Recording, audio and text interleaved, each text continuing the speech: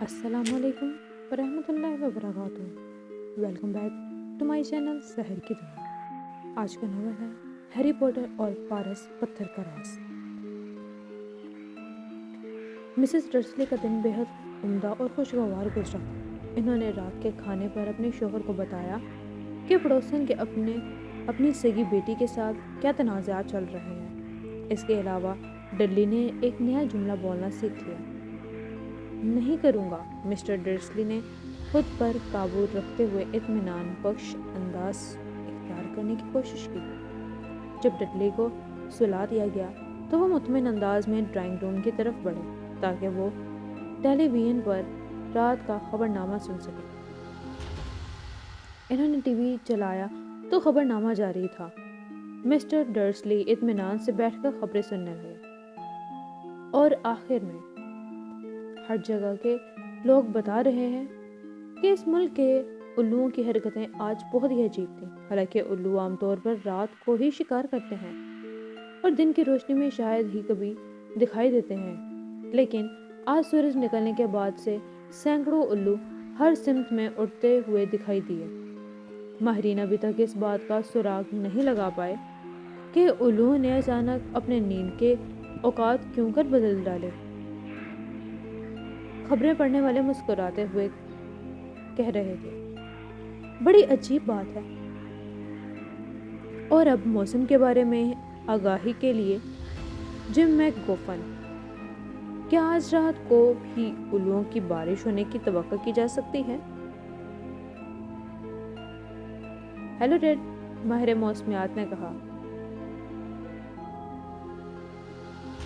میں اس کے بارے میں تو کچھ زیادہ نہیں کہہ سکتا، لیکن آج صرف الوؤں کی حرکات ہی عجیب نہیں تھی۔ کینٹ، یارک شائر اور دندئی کے علاقوں سے مختلف افراد نے مجھے ٹیلی فون پر آگاہ کیا کہ میں نے کل جس بارش کی پیشن گوئی کی تھی، اس کی بجائے آج آسمان سے نکیلے اور تیر نگار انگاروں کی موسلادھار بارش ہوتی رہی۔ ان کا کہنا تھا کہ جیسے آسمان پر موجود ستارے پھلجھڑیوں کی طرح ٹوٹ کر زمین پر گر رہے ہوں۔ شاید لوگ الاؤ والی بھڑکیلی رات کا جشن کچھ جلدی ہی منا رہے ہیں۔ یہ اگلے ہفتے منعقد ہونا ہے دوستو، لیکن آج رات کو یقینی طور پر ہی برسے گا۔ مسٹر ڈرسلی برف کے مانند اپنی کرسی پر جمے رہے۔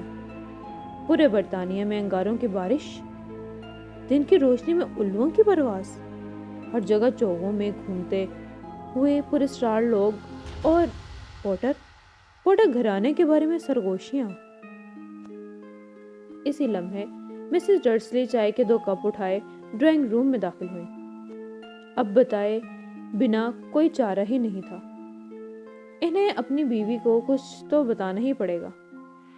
انہوں نے گھبراتے ہوئے کھنکھار کر اپنا گلا صاف کیا۔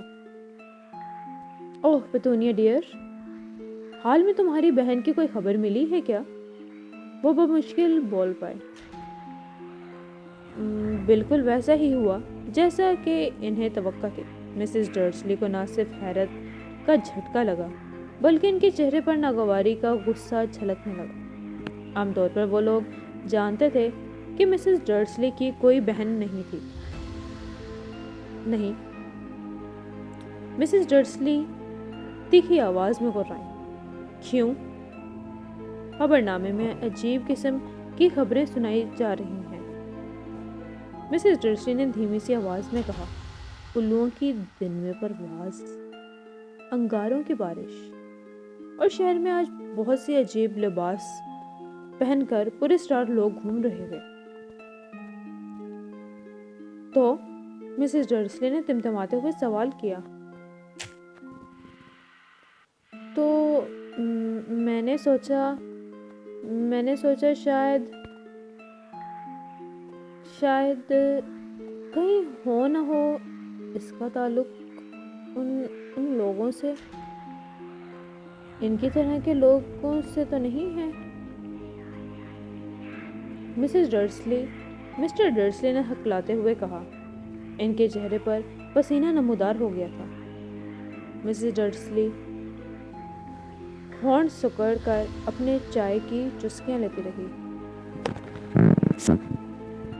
مسٹر ڈرسلی کو خیال آیا کہ کیا ان میں اپنی بیوی کو یہ بتانے کی ہمت تھی کہ انہوں نے پورٹر کا نام سنا ہے۔ بالآخر وہ اس نتیجے پر پہنچے کہ ان میں اتنی ہمت ہے ہی نہیں۔ اس کے بجائے وہ جتنے پرسکون انداز میں کہہ سکتے تھے انہوں نے کہہ دیا۔ ان کا بیٹا، اس کی عمر بھی اپنے ڈڈلی جتنی ہی ہوگی نا، ہے نا؟ میرے خیال سے اتنی ہی ہونی چاہیے، مسز ڈرسلی نے کہہ دیا۔ وہ ویسے اس کا نام کیا ہے؟ ہیرولڈ ہے نا؟ مسٹر ڈرسلی نے ہچکچاتے ہوئے کہا۔ ہیری، میرے خیال میں یہ بہت ہی گھٹیا اور سڑک چھاپ قسم کا نام ہے۔ اور نہیں تو کیا، مسٹر ڈرسلی نے جلدی سے بولا اور ان کا دل بری طرح ڈوبتا جا رہا تھا۔ میرا بھی یہی خیال ہے۔ جب وہ لوگ سونے کے لیے بالائے منزل پر چلے گئے تو اس کے بعد مسٹر ڈرسلی اس موضوع پر ایک لفظ بھی نہ بول پائے۔ جب مسز ڈرسلی باتھ روم میں گئیں تو مسٹر ڈرسلی چپکے سے اٹھے اور بیڈ روم کی کھڑکی کے پاس پہنچے۔ انہوں نے کھڑکی میں جھانک کر سامنے والے باغیچے پر نگاہ ڈالی تو ان کا دل دھک سے رہ گیا۔ پورے اسٹار بلی اب بھی وہیں موجود تھی۔ وہ پرائیویٹ اسٹریٹ کے موڑ پر نظریں گاڑے ہوئے تھی۔ مسٹر ڈرسلی کو یوں لگا جیسے کسی آمد کا انتظار ہے اسے، کہ یہ ان کے دماغ کا وہم تھا یا پھر ان سب کا پورٹر گھرانے سے کوئی تعلق جڑا ہوا تھا۔ اگر ایسا ہو اور اگر کسی کو یہ پتہ چل جائے کہ ان کی رشتہ داری ایسے لوگوں سے ہے تو برحیف یہ تو طے تھا کہ وہ برداشت نہیں کر پائیں گے۔ مسٹر اور مسز ڈرسلی بستر پر لیٹ گئے۔ مسز ڈرسلی تو فوراً ہی نیند کی آغوش میں اگر گئی اور ان کے حلق سے سیٹی کی آواز کے دھیمے دھیمے خراٹے برآمد ہونے لگے۔ لیکن دوسری طرف مسٹر ڈرسلی دیر تک جاگتے رہے اور دل ہی دل میں دن بھر کے واقعات پر غور کرتے رہے۔ سونے سے پہلے ان کے ذہن میں دھارس بندھانے والا آخری خیال یہی تھا کہ اگر پورٹر گھرانے کا ان عجیب واقعات سے کوئی تعلق ہو بھی تو بھی ڈرنے والی کوئی بھی بات نہیں ہے، کیونکہ وہ ان کے اور مسز ڈرسلی کے پاس بھلا کیوں کر آئیں گے۔ مسٹر اور مسز پورٹر بہت اچھی طرح سے جانتے تھے کہ ان کے اور ان کے جیسے لوگوں کے بارے میں پتونیا اور وہ کیسے خیالات رکھتے تھے۔ مسز ڈرسلی کو سمجھ نہیں آ رہا تھا کہ وہ اور پتونیا کسی ایسی چیز میں کس طرح الجھ سکتے ہیں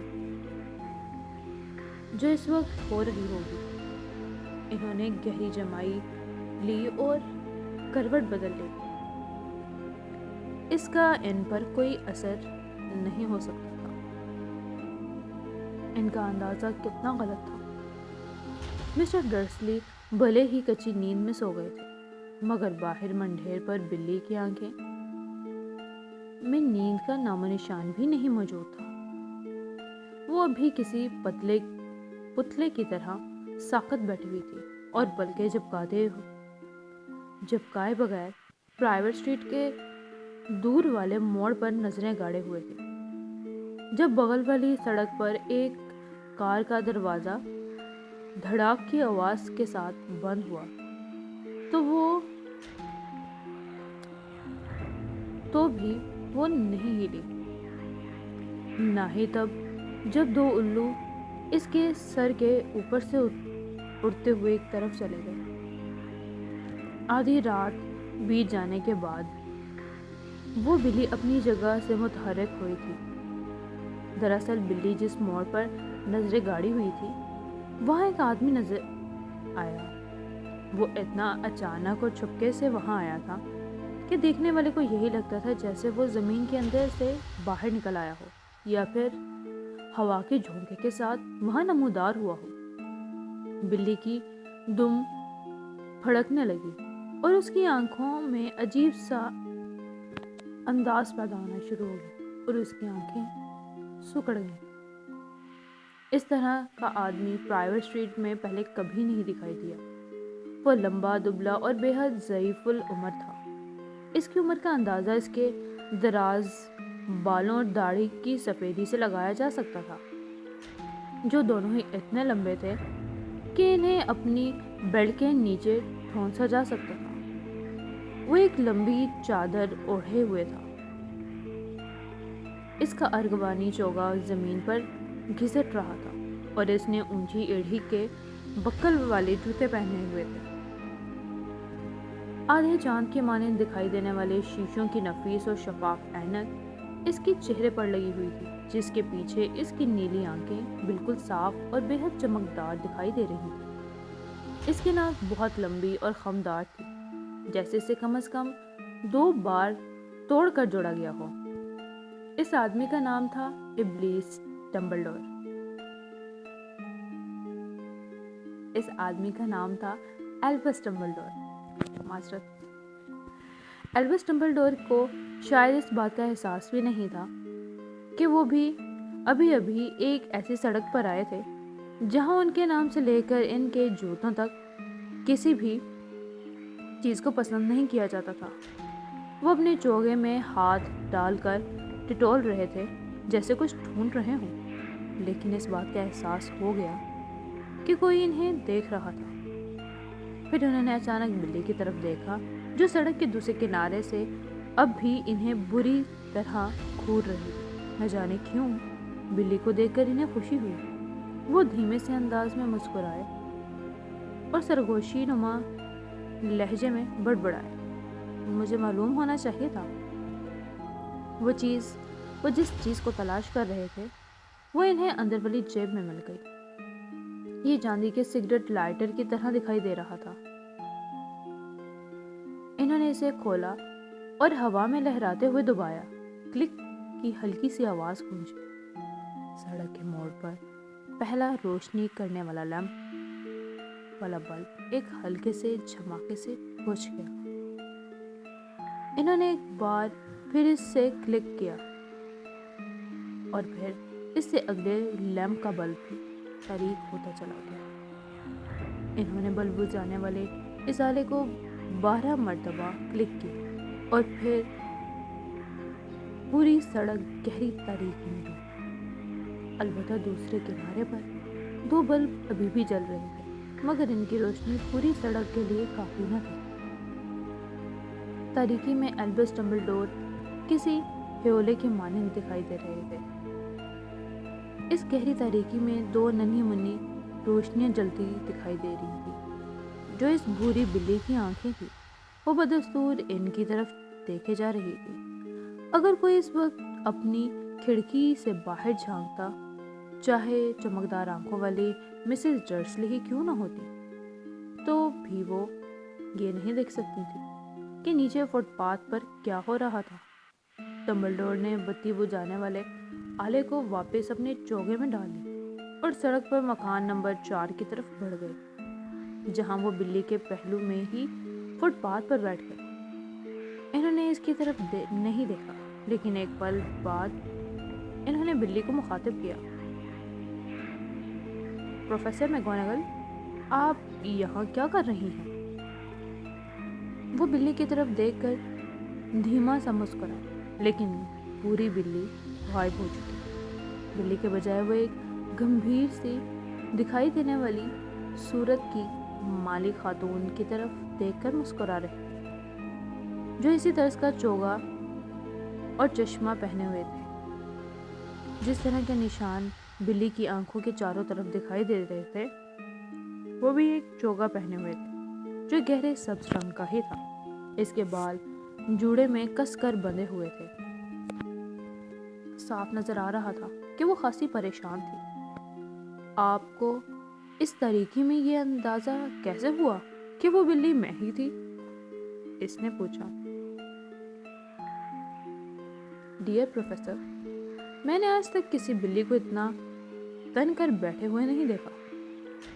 अगर आप آپ کو دن بھر اینٹ کی منڈھیڑ پر بیٹھنے کا اتفاق ہوتا تو یقیناً آپ بھی ایسے ہی تن کر بیٹھتے۔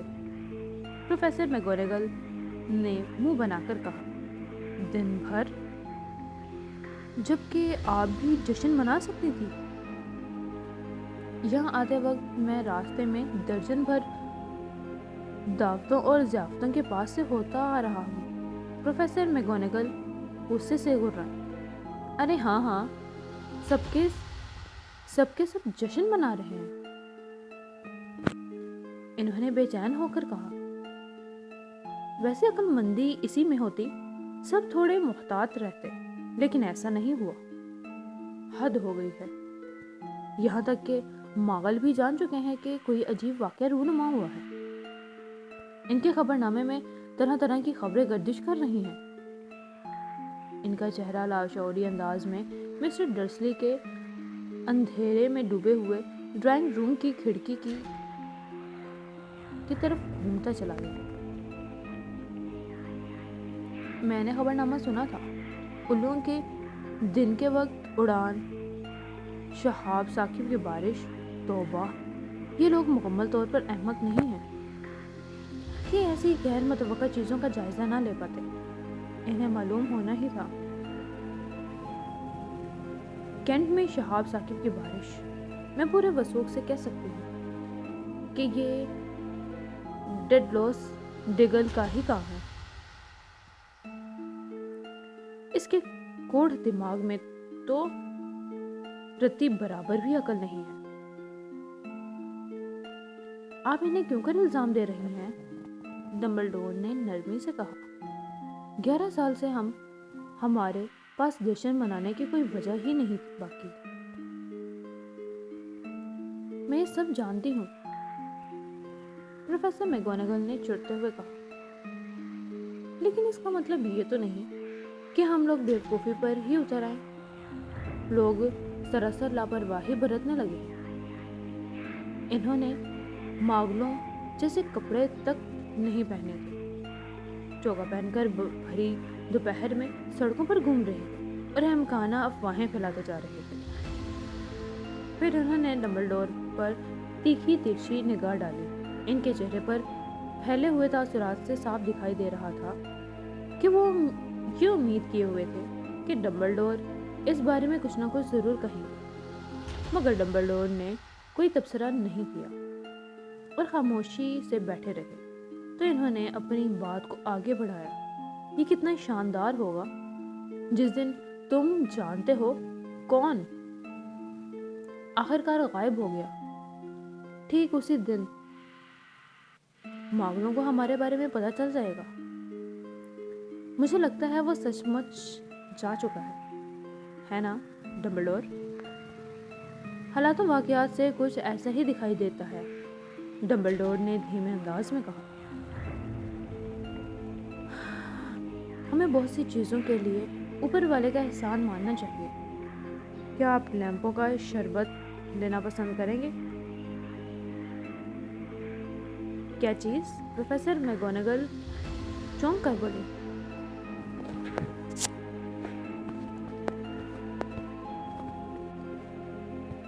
لیموں کا شربت یعنی سکنجین، ایک طرح کا ماغلوں کا مشروب جو مجھے بے حد پسند ہے۔